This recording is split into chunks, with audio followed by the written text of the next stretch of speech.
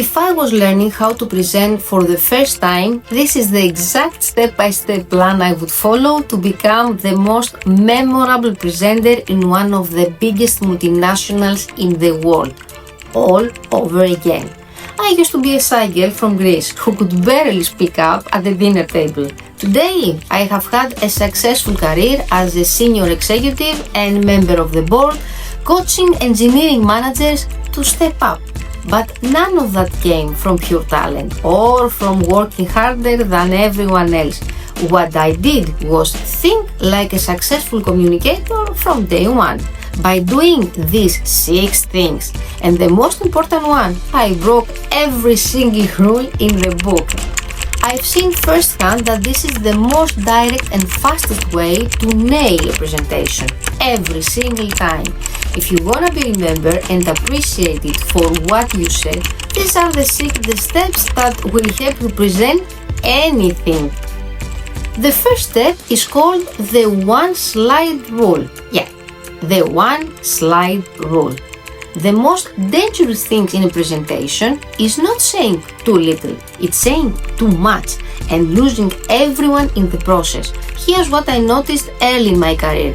I was sitting in presentation after presentation, beautifully designed, perfectly formatted, and I was bored. And I realized something uncomfortable. If I was bored and I genuinely cared about the topic, what were the people in the room actually feeling? So I made a decision that terrified me at the time.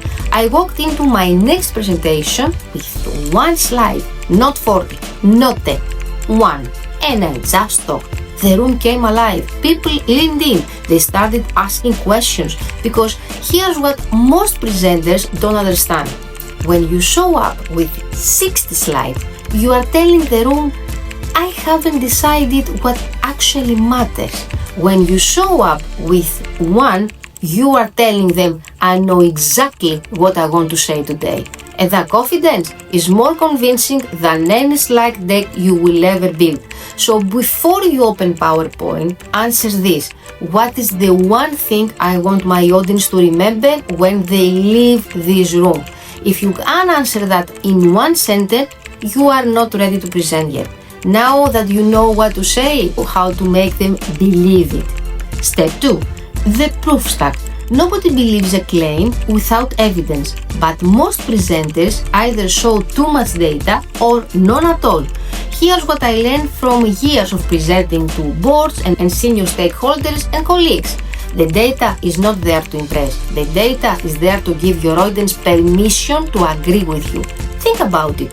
When you say something that is difficult and you say it alone, the room resists. But when you say that it has happened before, that the pattern repeats, that history hacks you up. Suddenly, you are not the one making a claim. Reality is.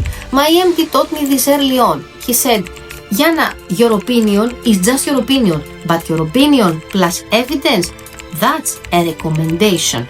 There is a difference, and in a room full of decision makers, the difference between an opinion and a recommendation is everything. So find the one data point, the one case study, the one historical parallel that makes your message undeniable. Not 10, 1. The data serves your message doesn't serve the data. Now that you know how to make them believe you, here's the step that most people are too afraid to take. Step 3. The unfiltered truth. The fastest way to lose a room is to tell them what they want to hear. The fastest way to win one is to tell them what they need to hear. Early in my career, one of my MDs gave me advice that changed everything about how I present. He said, always be honest with your clients and your colleagues, because the truth helps more than any excuse ever will. At first, I didn't fully understand it. I was young. I wanted people to like my presentations. I wanted to leave the room with everyone happy. But here's what I learned. People always know when you are avoiding something. They feel it before they can name it. And the moment they sense you are not being straight with them, you lose the room. Not loudly, quietly, but you lose it. The presenters who command real respect are the ones who say the difficult thing. The budget is not enough for this. The timeline is unrealistic. The strategy has a problem we haven't addressed. That's not weakness. That's leadership. And in a room full of engineers who are trained to find the flaw in every system, honesty is not just respected, it is expected. So ask yourself before every presentation, what am I avoiding saying and why? Say that thing. Now that you know what to say and how to say it honestly, here's the mistake that will undo all of it. Step 4. The laser focus. You cannot say everything, so say one thing perfectly. My grandfather had a saying, με τα πολλά χάνεις και τα λίγα, which translates roughly to trying to hold on to everything, you end up with nothing. He was talking about life, but he was also, without knowing it, describing every bad presentation I have ever sat through. Here's the truth about your audience. They cannot absorb multiple messages. No matter how engaged they are, no matter how smart they are, the human brain doesn't work that way. So when you put everything in, they take nothing out. The engineers I coach struggle with this the most because your training tells you to cover all the cases, every edge case, every scenario, every caveat. That's how you think when you are coding. You cover everything because missing something could break the system. But in a presentation, the audience doesn't want all the cases, they want the answer. And choosing what not to say is as important a skill as choosing what to say. That is not a presentation skill, that is a leadership skill. So ask yourself, if my audience remembers only one thing from this, what should it be? Everything else goes in the appendix or in a follow-up email, not in the room. Now that you know what to cut, let me show you the tool that will help you prepare better than anything else on this list. Step 5. The sparring partner. Most people use AI to write their slides. That is the lowest value thing you can do with it. I use AI differently, not to write for me, but to think with me.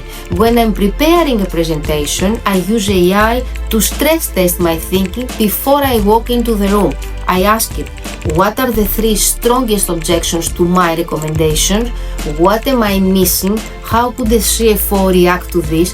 Where does this argument fall apart? And then I prepare my answers, because here's what I've learned from 15 years of presenting to boards.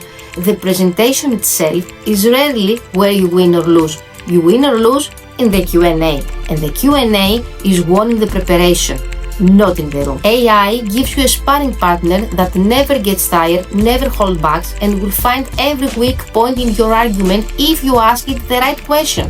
That's not using AI as a tool, that's using it as an advantage. So next time you're preparing, don't ask AI to write your slide. Ask it, where does this fall apart? And then fix those places before you walk in. Now you know how to prepare. Here's the final step, and it's the one that separates presenters people remember from the ones they forget. Step 6. The flip room. The goal of a presentation is not to impress, it's to connect. I never set out to flip the room. It happened because I was relaxed, because I had done the work. I knew my message, I had the proof. I had said the difficult things. I walked in without the weight of trying to impress anyone. And something happened. When you are relaxed, people feel like you are talking to them, not at them. And when people feel talked to, they are talking back. I would ask questions, sometimes with humor, sometimes seriously, sometimes with a little irony. What do you think? Has this ever happened to your team? What would you do differently? And suddenly, it stopped being a presentation. It became a conversation. And a conversation is infinitely more memorable than a monologue. Because in a conversation, people don't just receive information, they participate in it, they own a piece of it. And when people own a piece of something, they don't forget it. So the next time you present, ask one question in the first 60 seconds. Get someone to say something out loud, get someone to raise their hand. The moment someone speaks, they are invested. They are no longer an audience. They are a participant. And that's when the real presentation begins. So here are the 6 steps. 1. The one slide rule. Know your message before you open your PowerPoint. 2. The proof stuff. Give them permission to believe you. 3. The unfiltered truth. Say the difficult thing. 4. The laser focus. Choose what not to say. 5. The sparring partner. Use AI to find your weak point. 6. The room flip. Stop presenting. Start connecting. You don't need 60 slides. You don't need to be a natural born speaker. You don't need to be anyone other than who you already are. That shy girl from Greece learned all of this the hard way. You don't have to. If this resonated, subscribe. Every week I share what nobody told you about managing engineers. See you next week. Bye!